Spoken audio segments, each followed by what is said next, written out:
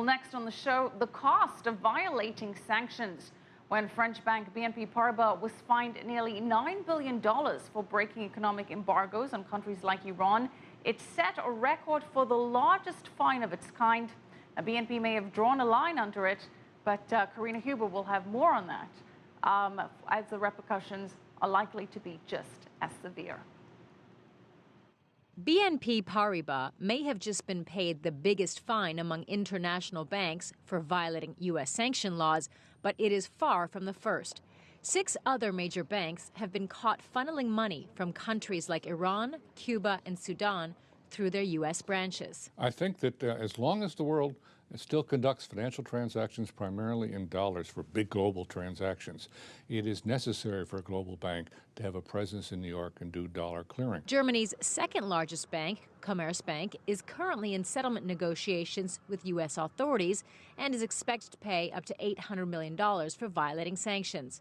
Deutsche Bank, Crédit Agricole, Société Générale, and Italy's Unicredit are also being investigated. The fines are expected to be eye-popping, but the bigger threat to the international banks is having their licenses revoked here in New York or suspended, something U.S. authorities could do. That would have a big impact on their businesses. It's extremely profitable, and it looked like it was easy to hide.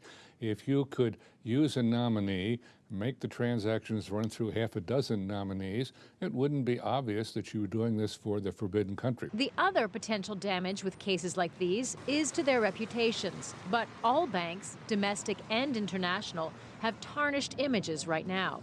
What the public wants to see, says David Nelson, chief strategist at Bellpoint, is criminal prosecutions. Where the perp walks.